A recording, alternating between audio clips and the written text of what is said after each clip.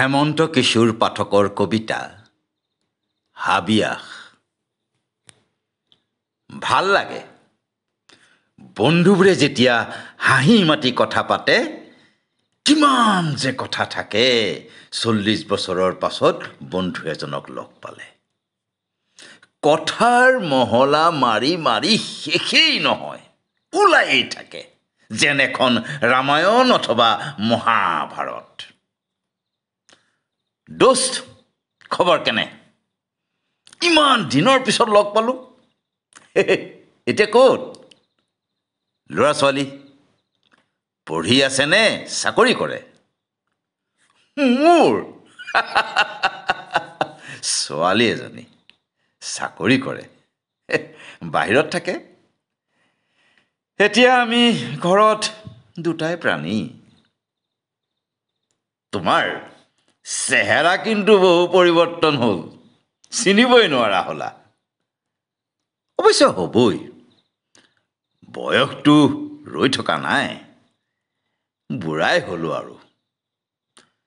বয়স হ'লেও মনটো কিন্তু এতিয়াও বুঢ়া হোৱা নাই। ঠিকেই কৈছা তুমি, মন বুঢ়া হ'লেই সোনকালে বুঢ়া হৈ যায়। নৰেন হৰেণহঁতক পোৱা নাই কেতিয়াবা? বহুদিনেই হ'ল সিহঁতক লগ পোৱা নাই। একেই বুজিছা, সিহঁতেও আমাক লগ পোৱা নাই। মনত একে ভাবেই চাগে দোলা দি যায়। তুমি নৰেনক লগ পাইছিলা? কেতিয়া? ক'ত? তাৰ চেহেৰা পাতি একে আছেনে বাৰু? লগৰীয়াবোৰ লগ পালে বৰ ভাল লাগে। আমি জানো কেতিয়া লগ পাম সকলোকে? সেই তেতিয়াৰ পৰাই কাকোৱেই লগ পোৱা নাই, কাৰোৰে খবৰ নেপাওঁ। সকলোকে লগ পাবলৈ বৰ মন যায়, মনৰ কথাবোৰ পাতিবলৈ হিয়া উবুৰিয়ায়। কাকনো দোষ দিবা, উপায় নাই। সকলোৱেই নিজৰ সুবিধা মতে যেনি তেনি গ'ল। আচ্ছা, সেই যে আমাৰ লগত নুদুকা ধুনীয়া ল'ৰাটো আছিল, ৰ'বা, কি নাম আছিল তাৰ? মনতে নপৰে এতিয়া। কম উৎপতীয়া আছিল নে বাৰু সি?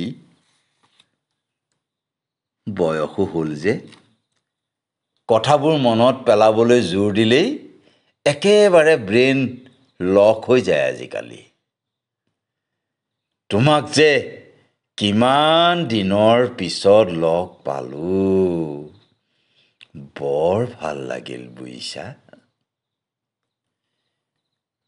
সেনেদৰে ক'ৰবাত সকলোকে লগ পোৱা হ'লে বৰ ভাল আছিল। কাৰোবাৰ ফোন নম্বৰ আছে নেকি তোমাৰ হাতত? লগ পোৱাৰ ব্যৱস্থা কৰিবলৈ। সকলোকে এবাৰ লগ পালে বৰ ভাল লাগিব। সেই তাহানিৰ বন্ধুবোৰক এবাৰ চুই চাব পাৰিলেও জীৱনটো যেন সাৰ্থক হ'ব।